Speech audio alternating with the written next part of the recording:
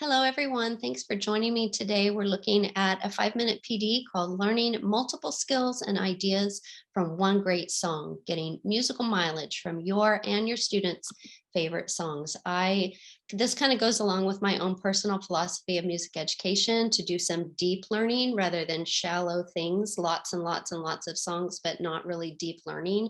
And so this is something that's very dear to my heart, and I hope that you like it as well. So the benefits of recycling a song on the road again with your top playlist of songs. First, just start with a song that you enjoy singing or playing and that you've noticed that students enjoy as well, because it's a favorite for a reason. And if it's enjoyable, then you're going to be able to already get that engagement from your students and from yourself, because you're doing the same thing over and over and over, maybe with multiple grades, multiple classes.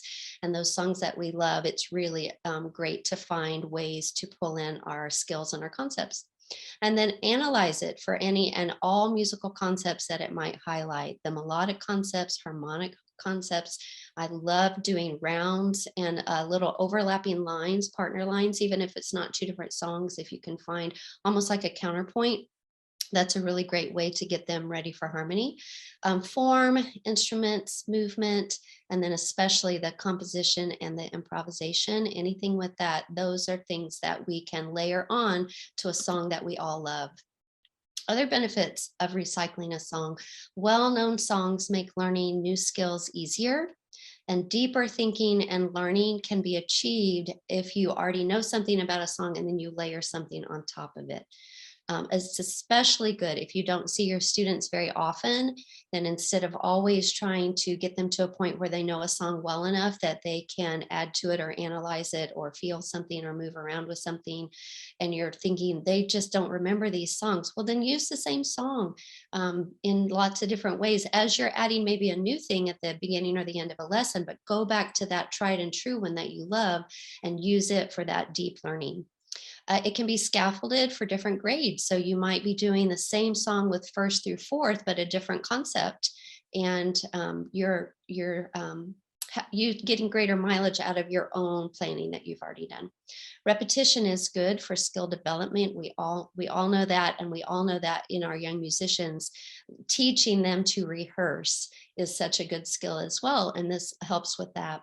And then you and your students look forward to the song year after year. They might remember it from first grade and second grade or third grade, but now you're diving deeper and you're getting to a higher skill, and they're going to love that.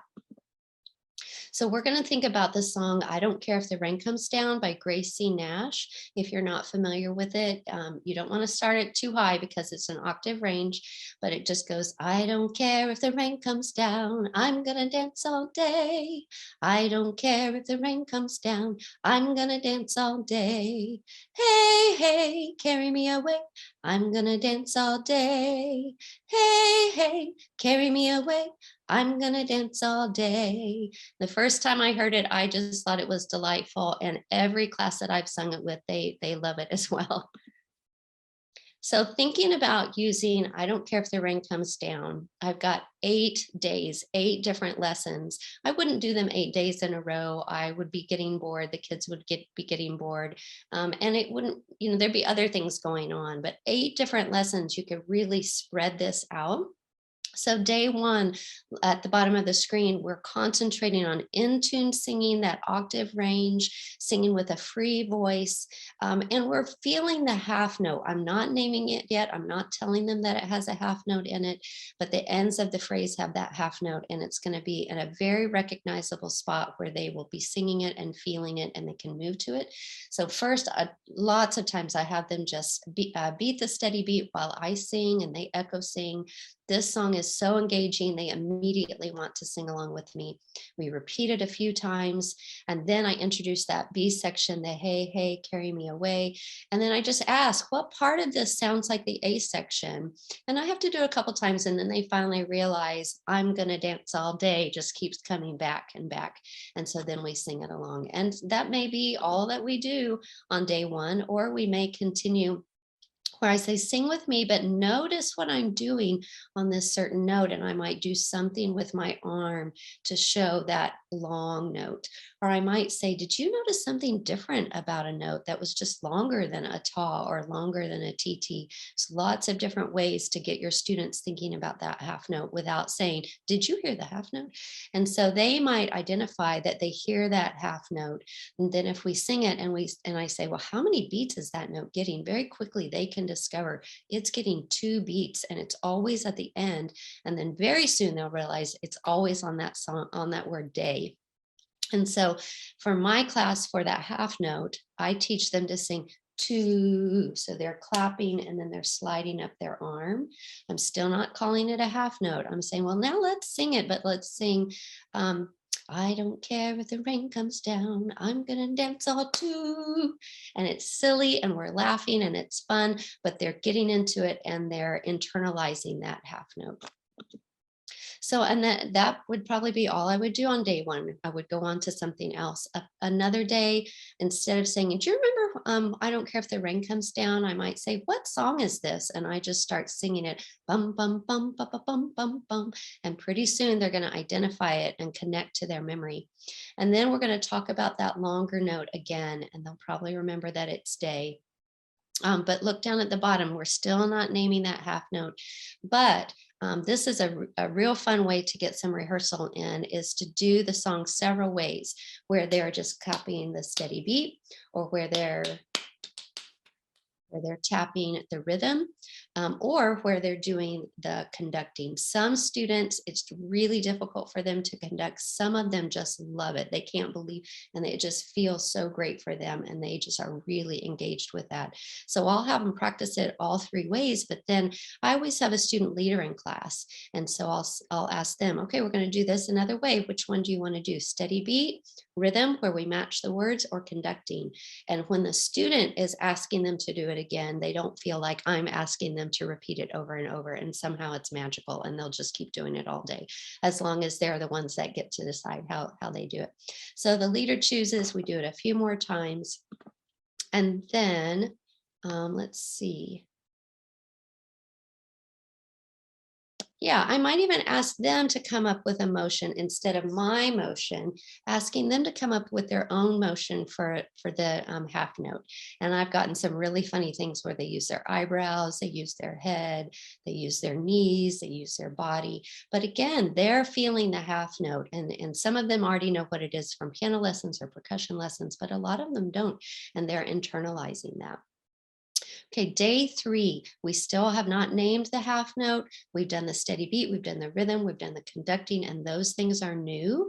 But now we're adding a different kind of movement and some teamwork, where they're getting used to working together, letting other people hear them sing, kind of breaking down some of those walls where they get a little shy sometimes, and building where they're ready to take those creative risks and create and then share with the class.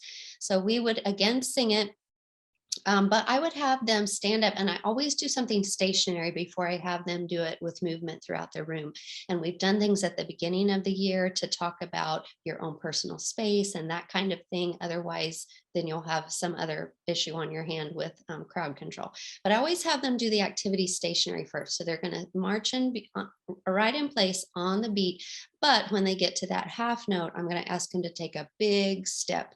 And then again, they're doing something that feels long and feels big, and they're feeling that half note. If they can do that well, then I'm going to say, now you can move around the room. Make sure you're staying on the beat. So I'm assessing them. Of course, we're always assessing and watching our students, but I'm assessing those students who are still moving on the beat, but then who can remember where that long note is coming and where they can take that big step. And it's just kind of silly, and we're just having fun together, but they don't know that they are really, really getting that idea deep into their thoughts. So then I've got some team spots in the room where they know they're going to meet their team, and I'm going to have them go to their team. My classes are a little bit bigger this year, and so the teams are teams of 6, and that's a little bit hard sometimes to have teamwork with that number of students without some arguments. So I could say you can work with your whole team of 6, or you could divide into trios. But your job now is to replace whatever is going to fall from the sky. You can't say rain, you have to replace it with something else. And you can't say dance, you need to replace that with some other kind of activity. And so practice with your little team, singing it with the new words, and also come up with some motions that we're going to do for the class. And I'll say we're going to perform in 4 minutes. All right, go. And there they go. They're with their team. I'm walking around and making sure that they're on track. They're coming up with silly words, but and their own creative ideas. And then we get to perform for each other. And again, that really encourages them to take those creative risks that we have to as musicians and as artists. We've got to be willing to do that. And this is an easy and fun way to get them ready to do that. So day 4, now we're finally naming the half note. I'm going to show them the notation. We're going to analyze the song.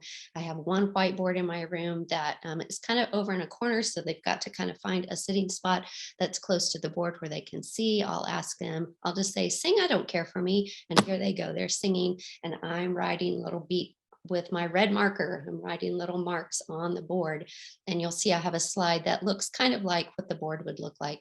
So I'll have 8 lines going down. Each line has 4 dashes, and those are the beats. And then I might say, let's find where those 2 beat notes are, and we'll sing it again. I will sing it over and over until they can find, oh, it's here. It's every other line, and it's the last 2 beats. And so let's see. I guess we'll get to that slide in a moment, but then I will just circle it. I don't even write the half note yet. I'm just really wanting them to see that not only does it take this beat, but it takes both of these beats together. And then I say, musicians call this a half note, and this is what it looks like.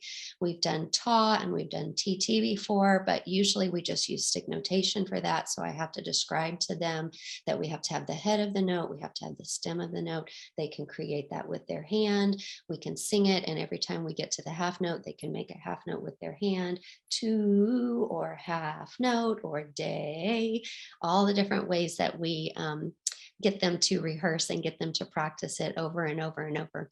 And so we add the notation for that. And then we've already done quarter notes, we've already done paired eighths. So we put all of that in, and then we're able to sing the whole song, except for those tricky 16th notes, which they have not done yet. So I just put a question mark there. And when we sing that, we just say something.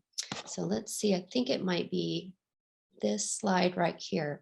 Once we have everything in place, we're singing T something T ta something T two. T something T ta something T two. So I'm not having to worry about, oh no, they're not ready to learn tika tika. That's okay. We can just put a question mark there, and they'll ask, well, what goes there? And I'll say, oh, we don't know that yet, but we'll learn it in a little bit.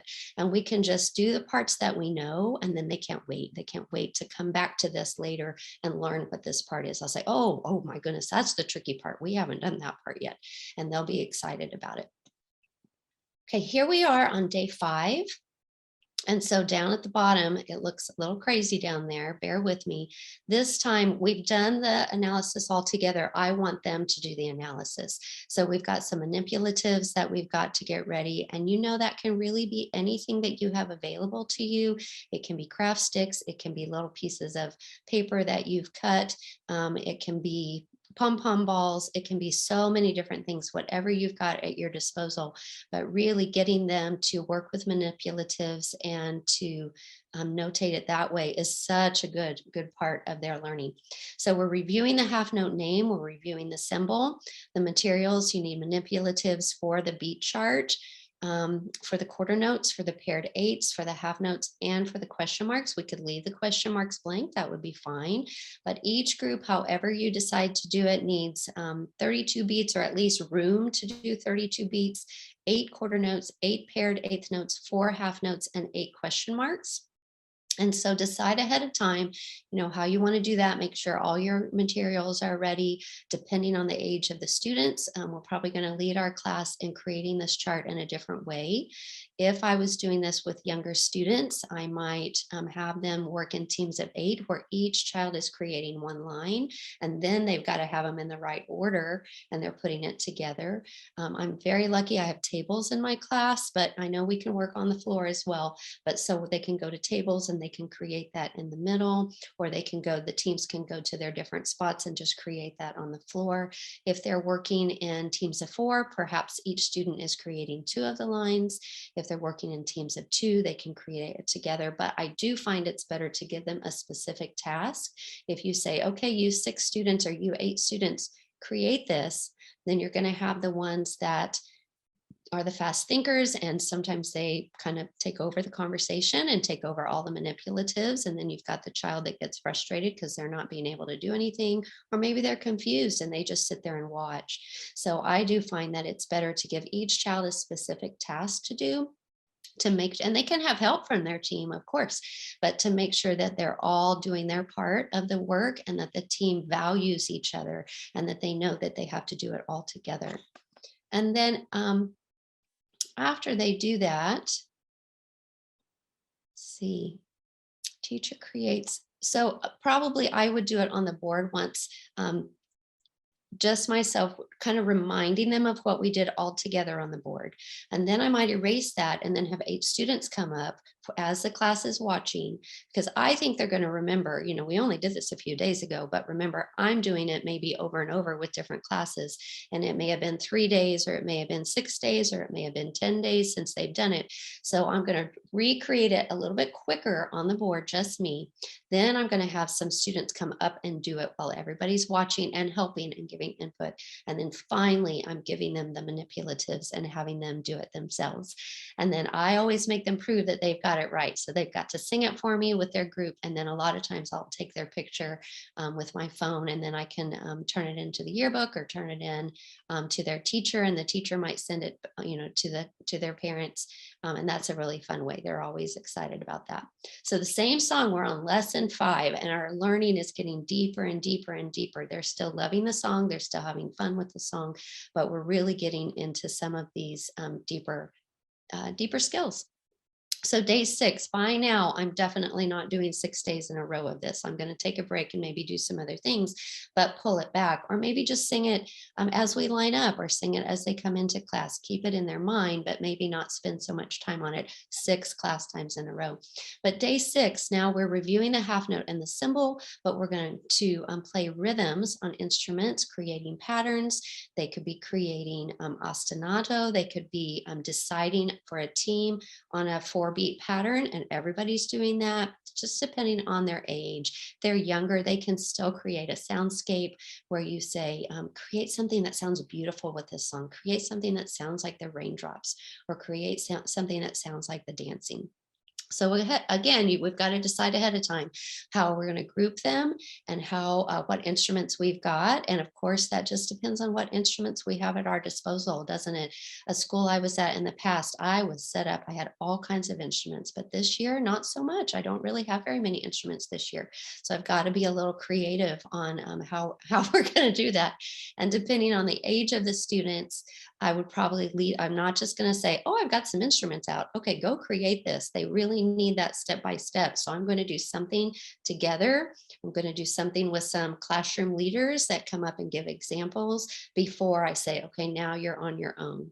I'm going to show them what would it sound like with this rhythm pattern. We're going to talk about what is an ostinato again, a repeating pattern, or what does it mean to create a soundscape. And then they know that if they get off track, then you're coming around, but also they're really going to want to try to do something that is fun for them, but makes the song sound great. I think okay, then after they've got time to work on it, I like the round robin style where we make a circle, or maybe in the classroom, you've got them in 4 corners.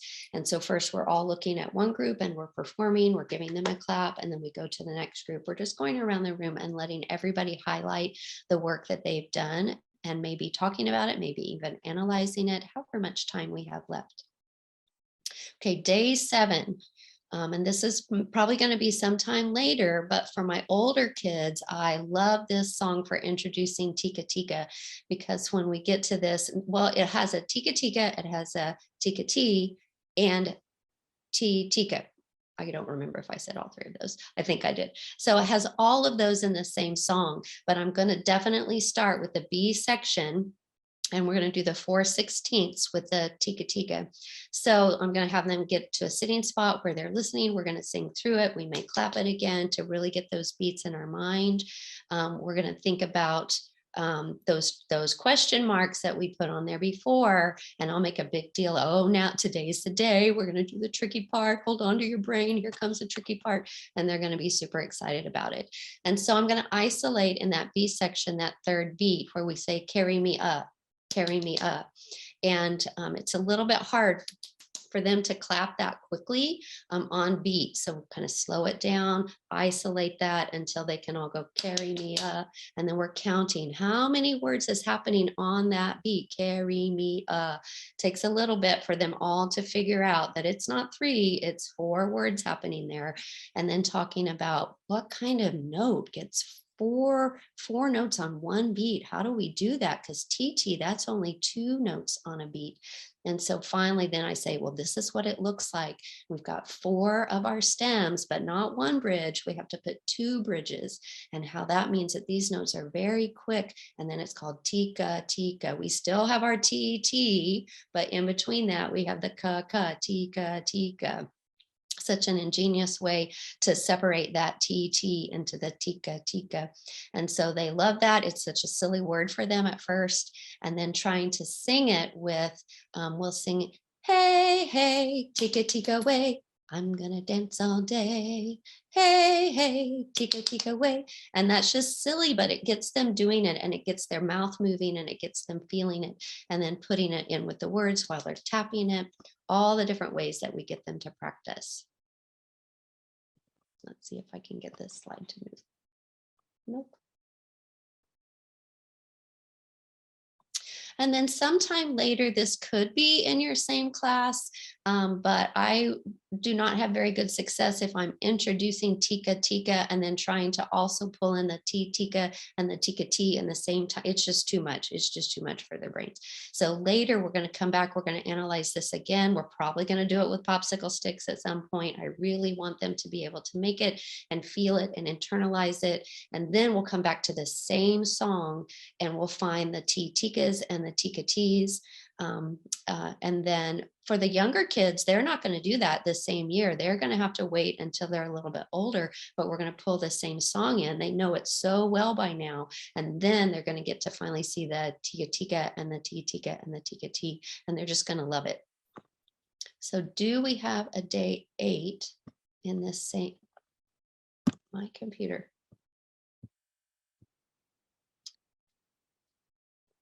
Yes, we do have a day 8. We can do 8 different lessons or partial lessons. Of course, this is not the entire music time. You would go crazy.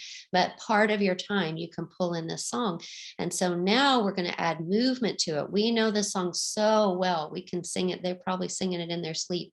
And so a really fun way to do it is a long ways set, which means you've got 2 lines of students and they are facing a partner across from them. And then on the section A, they're taking 3 steps toward their partners and then a high 10. I call that a high 10. Then they're stepping back to their spots and clapping. So it looks like, I don't care if the rain comes down. I'm gonna dance all day. I don't care if the rain comes down. I'm gonna dance all day. And then on the beat part, they're gonna do a right hand turn all the way around their partner on 8 beats, end up back where they are. They're not trading places. That doesn't take 8 beats. So they've got to go all the way around. Hey, hey, carry me away. I'm gonna dance all day. Hopefully they're back to their spot and they can clap. And then left hand swing all the way around.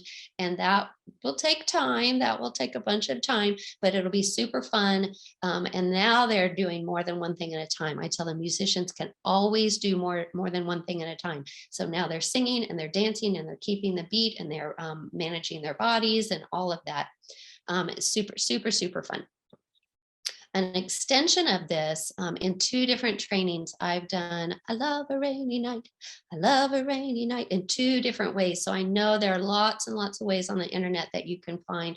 They were both in long way sets. One of them was more of a country western line dance where they kind of went, did the grapevine one direction and then the other direction, and then they ended up together.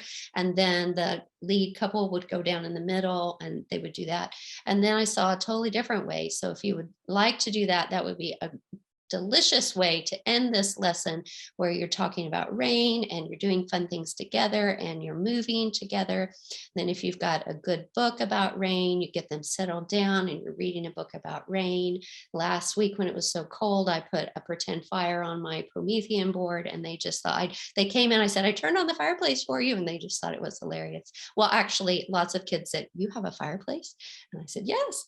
And so that's a real fun way to end the lesson, and just see how much we can do with one great song. Happy times, best wishes as you create so many beautiful sounds and memories of your amazing time of learning and growing together with this amazing song. And do the same thing with all those other great songs that you love. Here's my contact information. I'm Amy Deaton from Jenks West Elementary. I'd love to hear from you if you've got any ideas or anything that I said incorrectly. I would love to hear that too. So I wish you the best, and thank you so much for joining me today.